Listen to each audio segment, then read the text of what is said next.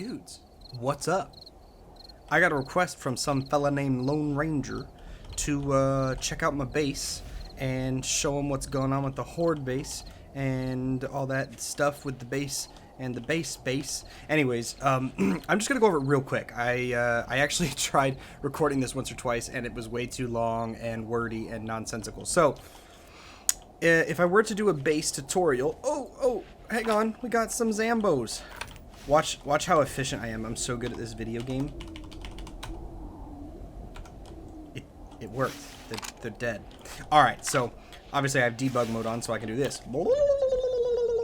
So anyways, I just wanted to show you my base. So with all that pointless stuff that I'm not gonna cut out because I'm a rebel, guys. I just do what I want.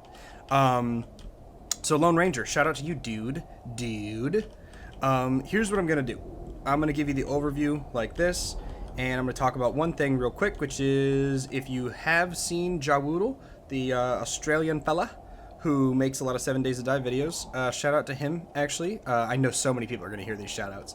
No, but really, he's a super cool dude, and I really enjoy his stuff. I don't even watch YouTube that much, but he kind of got me into making these sorts of videos. So big shout out to him. Also for providing the idea for this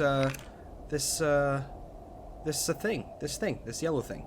It's called a killing corridor, according to him, and I stole it and I used it, and it's great. So here's what happened. I started a server with a buddy of mine. We both like 7 Days, but he likes very particular aspects of 7 Days. So I decided I was going to take on the Horde base aspect, building the base, and then also maintaining our food supply.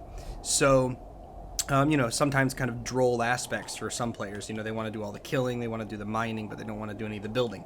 So, anyways, what I did was I took JaWoodle's Killing Corridor, which is a simple concept, and I'll actually link the video in the description where he goes over. I think he has a couple videos, but I'll link to one that talks about the Killing Corridor that I can find. Anyway, so he gave me this idea. I don't know if I improved upon it or just basically blatantly stole it, but either way it works by funneling zombies up through here.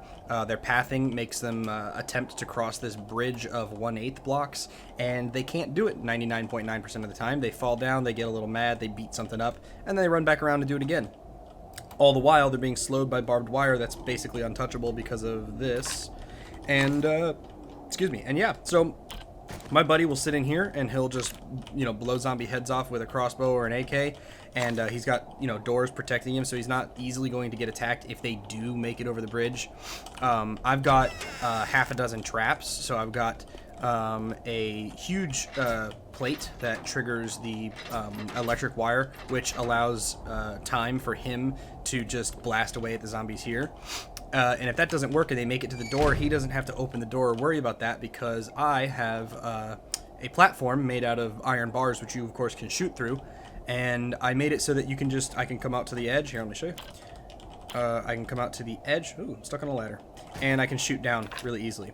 I usually don't have to do that because dart trap plus SMG turret equals win, and the camera powers all of that. So yeah, so the turrets will take care of the zombies, make it through the door, and this took some modification over time. I mean, it just took a while to perfect it. So if you're looking at base building, something to think about is where you're going to put your traps, because I figured out that traps really are best to just cover your weak spots, build what you want, and then cover your weak spots with turrets, because either you're going to spend resources building something that is like really hard to destroy, but you have to repair it, or you're going to build something that's smaller and not easy to destroy because it's not as big, and the traps will cover your weak spots. Either way, you're spending resources, some form of currency, right? So then let's talk about the interior. I built the entire outer structure, both this center base here and the outer wall, around the same time. Initially built everything out of cobblestone, and then I tore down the exterior wall. I tore it down and built it out of rebar. That took a while, so what I did was I counted the amount that I would need, and I prepped for it and got the more than enough rebar in case I made mistakes, and then I did it all at once. So and I did it on a like a Monday, if you will. I did it on day, like, for example, I did it on day 15 right after Horde Night or something. So yeah, probably not day 15 because concrete takes forever to get, but yeah, you prep for that. So I've got all these little bridges so that you can get across. I usually just drop down, even though you can. There's a ladder there. There's a ladder. That's technically a ladder that goes up to the cage. Ladder there and a ladder there. So plenty of ways out through the interior. I just tend to drop down because I'm lazy. So I had this giant structure, and I had the center column for support, and I was like, well, how do I want to do this? And I started out with the workbench and stuff like that, because it was one of the first things I needed to build. So I put the workbenches around here, the forges. I never run more than 2 forges at a time unless they are underground or in a different location that is untouchable, because heat mapping and screamers and really annoying things like that. I built tons and tons and tons and tons of storage space, and I utilize every single bit of it. I mean, just look at all this meat. Yo, I got mad meat for days. Lols. Yeah, so, giggity. Anyways, yeah, so you just build all your storage, man. And right next to the mine that you might recognize. This is pointless. There's nothing in here. Some of this stuff I built for aesthetic purposes, like this thing. It ended up having a single use for storing magazines. This is totally aesthetic, obviously. Anyway, so yeah, so I have all my utilities here, but they kind of fit the theme, if there is even a theme. Some basic electricity work, just fueled by the batteries and solar panels on the roof. Added those like real recently. And then for, again, aesthetic purposes, just something fun to build because I got a little bit bored. I built this super edgy little dungeon underground bar with a little office and a gun safe and all that. And check this out. Isn't that cool? One light behind these things, and it makes... I mean, that's impressive shadow work. Good job, fun pimps. Yeah, so I just store my weapons and ammo down here that I pretty much never use because I never run out of ammo. I use bolts and stuff, so there's that. And of course the mine, which you can see in my mining tutorial, you can see basically it just goes all the way down this huge shaft, giggity, and out into different biomes. We found, dude, this map that we got, it's just generated with the word cowboy, the seed cowboy. It's incredible. Look at the traders. We got a trader here, a trader here, and a trader here. It's like spitting distance from my base. 3 traders. That's amazing. Anyways, yeah, so that made base building a little bit easier, though I don't usually buy things from traders that often, so. That's pretty much the base. Let me go over the exterior a little bit because I made some changes as we went through.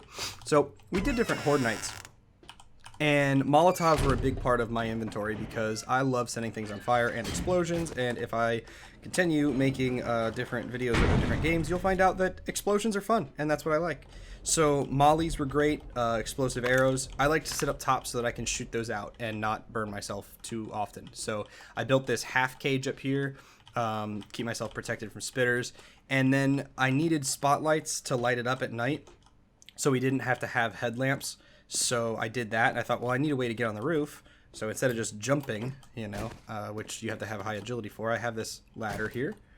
And I also have another way up, which... Let me just jump over here. This room I had to close in because I had spiders getting to me, and spider zombies getting to me and just beating the snot out of me. And that actually provided, it was funny, it all kind of snowballed. So, excuse me. What happened was I would be standing in the back a little bit, and because I was afraid of spiders coming up to me, they would still get up here, which is why I have this turret. But they would still get up here sometimes, be very difficult to kill, so I would run away, trying not to get hit, and this was all open, and I would come back out here, and then I started to hear zombies behind me beating on the wall, so I made it double thick, right? That's with 2 C's. But anyways, I made it double thick, and I thought, okay, that'll be good enough, but no. Still, the next Horde night, they broke through and like did a lot of damage. So I was like, this is really disappointing. How am I going to stop this? Well, before I realized that it was because I was standing too far back and I needed to be a little bit closer to the corridor, what I did was something that was really pointless but clever. I hooked these alarms up. I think it's clever anyways. I hooked these alarms up, and I basically just have 2 cameras spotting this entire back area.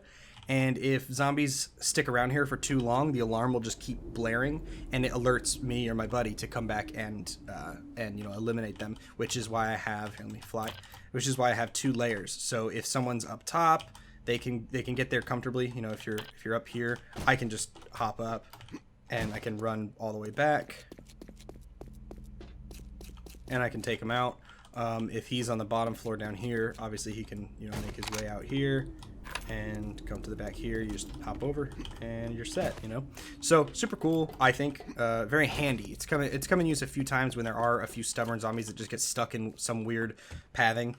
Let me go over the entrance. I tried to make a motorcycle ramp, but every single time that I took the motorcycle or any other vehicle up a ramp, it would clip the bottom tier of that structure. It would clip the bottom ramp and start to break it, and it was ugly and irritating. So I didn't want to keep repairing it. So what I did was I built a giant, what's it called? Hatch elevator. That's what it's called.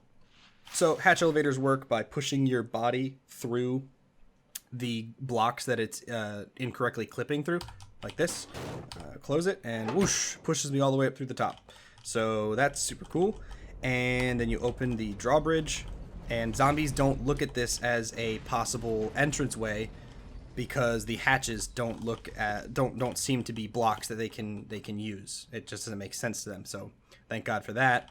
And that's the base, man. And that's it. I mean, I put electricity around through it to power the traps, to power lights.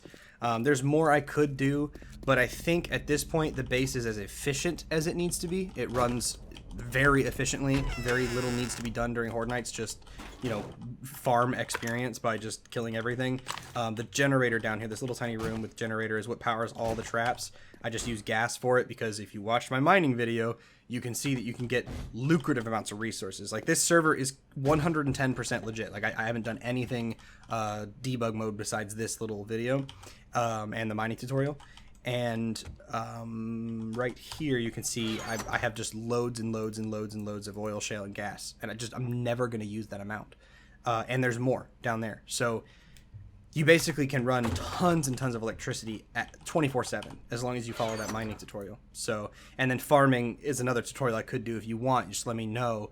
That's how I got all this paint, because it's crops that you use to get it. Yeah. So that's the base. You know, it's basically function over fashion, though I did eventually decide to try to make it as aesthetically pleasing as possible. I don't have any super specific tips for building bases at this exact moment. I guess I would say if you're going to go for a base that functions as a horde base as well, then I would start big, because it's a little easier to compensate for your weaknesses when you have more space to work with.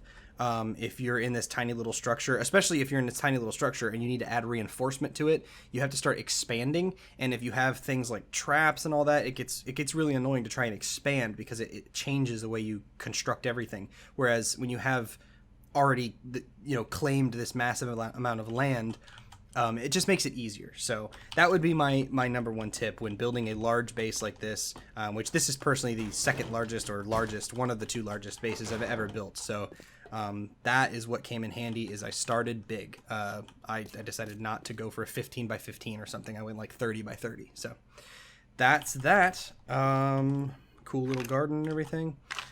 That's the base tour. That's it, guys. That's all I got. I hope you enjoyed it. I hope this was what you wanted, Lone Ranger. That's what I got for now. If there's something else that I missed, let me know. Hold on, I gotta do something. This is I have to end the video like this. Oh, I could just fly. All right. Let's get the light on. Let's do this whole jazz. Ready? Doot. Can I get there? Yeah. Why am I so? That's not right. Wow, I'm very mysterious and edgy. All right, guys. If you enjoyed it, leave a like and comment and all that jazz. Let me know if there's anything I missed. And oh, I have an Instagram, by the way. It's you know, at Florida, or not at, what is it? You know, Instagram Florida Man Plays. You got it. You know what I'm doing. You know Instagram better than I do. Anyways, I'm gonna get super hammered with this delicious water. And I'll see you next time, guys. I'll see you next time.